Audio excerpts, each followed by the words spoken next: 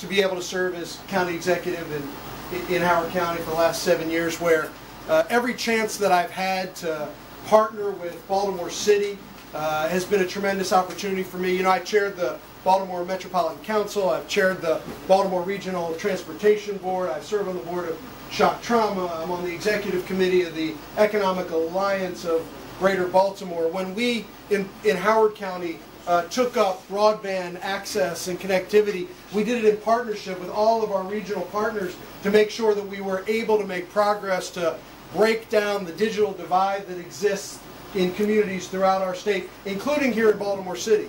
I can tell you that this campaign is a campaign about acknowledging the progress that we've made in this state, and we have made progress. I've highlighted a number of the areas that we've made progress in, but this is a campaign that's also going to acknowledge that we have more work to do. So when we say we've got the #1 school system in the United States of America for 5 straight years, we do. Is that enough? No, not enough. That's why we helped lead the effort to bring $1.1 billion to Baltimore City to modernize the school system. It's why we're investing in pre-K. It's why we rolled out an initiative on career technology education, because we know that folks graduate at a much higher rate when they're in a career technology education program. We know that we've driven crime down to 30-year lows. But is that enough if crime is higher than it should be in certain areas in the state? Absolutely not. We have to do more. We know that we've recovered more jobs than any of the states in the Mid-Atlantic. We know that we've driven our unemployment rate down to 6.1%. Is it enough? No. We've got work to do. That's why we're going to continue to work together with everyone in this room. And by the way, lastly, since I saw the red sign, let me just humbly, on behalf of Lieutenant Governor Brown and I, ask for your vote and your support on June 24th. Thank you all very much.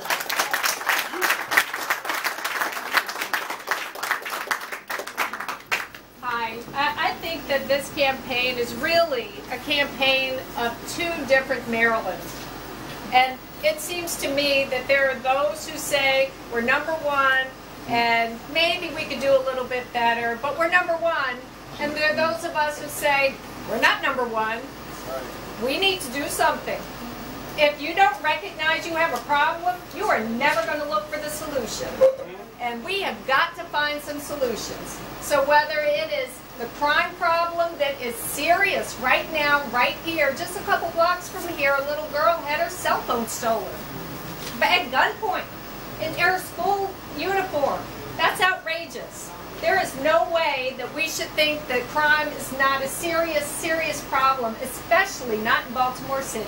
Right. There have been a lot of murders, there have been a lot of robberies, and it's got to stop. But until we recognize that there's a problem, you think anything's going to change? We're too busy patting ourselves on the back. So I think we need to recognize we have problems, whether it's in crime, whether it's in education, whether it's in the business community, and do something about it. But until we're willing to acknowledge those problems, there's nothing different that's ever going to happen. So I'm very happy to be part of the Gensler-Iden ticket, because we're going to find the problems. And we don't even have to look for them. We know what they are. But we're going to find the solutions with you. And you're the best Democratic club. And I am very happy to be here with you tonight. Thanks so much.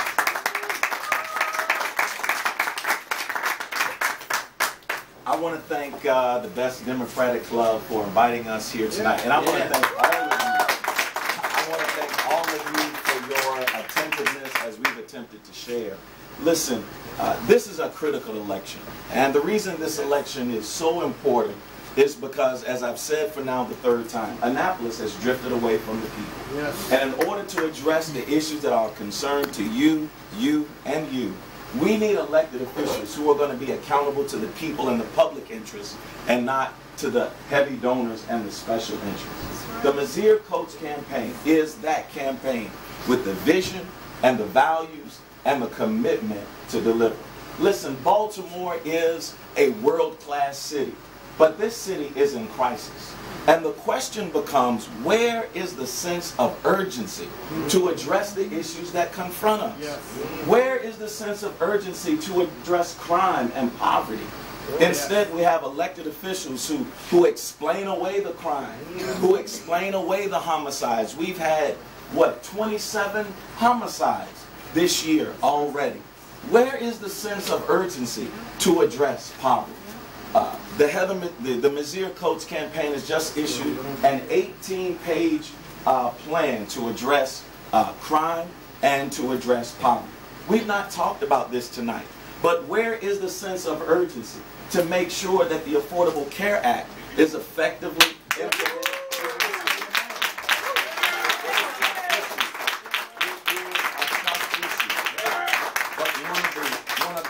Difficult things that I have had to deal with as a pastor. And this is not about politics. It's ultimately about people. One of the most difficult things that I have had to do as a pastor is to stand by the bedside of people, to stand with families that I have encouraged in August, September, and October to sign up for the Maryland Health Exchange and to still be unable to do so. We need leadership, and it is not inappropriate for voters to ask, if there are challenges with implementing this kind of program, where would the leadership be on implementing any other statewide program? Thank you for having me come today.